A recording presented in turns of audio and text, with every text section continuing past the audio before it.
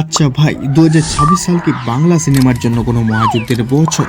মানে ইউটিউবের কমেন্ট সেকশনে ঢুকলেই মনে হচ্ছে ভারত আর বাংলাদেশের লোক খালি মারামারি করাই বাকি রাখছে। একদিকে বাংলাদেশের কিং খান সাকিব খান, অন্যদিকে কলকাতার বস জিৎ, দুজনের দাবি করছে যে 2026 সাল নাকি তাদের। কিন্তু আসল সত্যিটা কি? কে সত্যি সত্যি বক্স অফিস কাঁপাবে আর কে শুধু সোশ্যাল মিডিয়ায় ডায়লগ মারবে? চলুন এই ব্যাপারটা একদম ভালো করে বুঝি। তো প্রথমে আসি আমাদের সাকিব ভাইয়ের কথাই। সাকিব ভাই ইদানিং এমন একটা ভাব নেই যেন সাউথের আলু অর্জুন আর প্রভাস তার অ্যাক্টিং দেখে ভয় পাচ্ছে। প্রিয়তমা আর তুফান হিট হওয়ার পর ভাই তো আর মাটিতে পায়ে রাখছেন না, উনি ভাবছেন একাই নাকি পুরো বাংলা সিনেমা টানছে। আর এই কথাটা কিন্তু কিছুটা সত্যি। ঈদের সময় সাকিব খানের সিনেমা আসা মানে বাংলাদেশের হল মালিকদের লটারে লেগে যাওয়া। ওনার ফ্যানরা তো সিনেমা না দেখে বেরোই হয় না। কিন্তু সমস্যা কোথায় জানেন? সাকিব খানের ডায়লগ আর অ্যাকশন মাঝে মাঝে এমন লেভেলের ওভার অ্যাক্টিং হয়ে যায় যে দেখলে মনে হয় পুরো বাংলাদেশ না হলেও অন্তত চায়ের দোকানের আড্ডাগুলো তো কেঁপে উঠবেই। তবে সিনেমা যতই পৌঁছান না কেন, ওনার ফ্যানবেস এত খেপাটে যে পচা কন্টেন্ট দিলেও 100 কোটি টাকার গল্প শোনাবে। সাকিব খানের ফ্যানরা বেশি লাফাবেন না।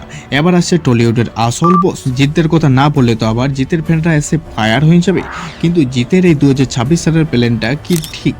চলুন একটু দেখে নেওয়া যাক। জিততে আবার আলাদা জাতের মানুষ।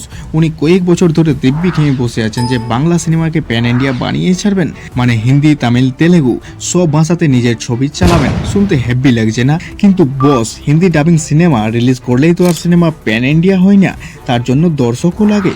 অজিতের অ্যাকশন দেখলে সাউথের রজনীকান্ত এসে টিপস নিয়ে যাবে কিভাবে এক লাতিতে 4টা গাড়ি উড়ানো যায়। কিন্তু সমস্যা হলো স্ক্রিপ্টের খবর নাই, শুধু ফাইট আর বিজিএম দিয়ে কি 2026-এর বক্স অফিসে জেতানো যাবে?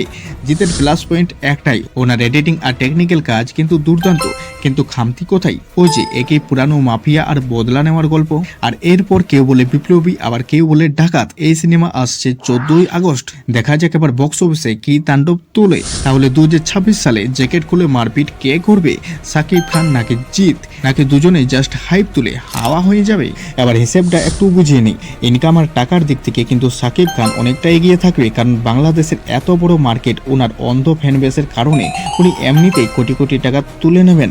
আর স্টাইলিশ আর কোয়ালিটির দিক থেকে কিন্তু জিদ্দা এগিয়ে থাকবে, কারণ ওনার মেকিং আর অ্যাকশন শট দেখতে ভীষণ ভালো লাগে।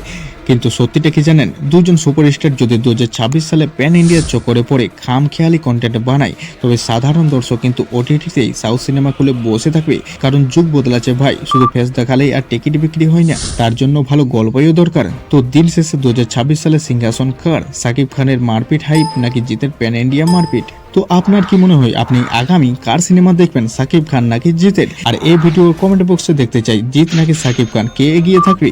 আর ভিডিওটি যদি ভালো লেগে থাকে তাহলে অবশ্যই সাবস্ক্রাইব করে পাশে থাকবেন। চলুন এরপর দেখা হচ্ছে আমাদের পরবর্তী ভিডিওতে।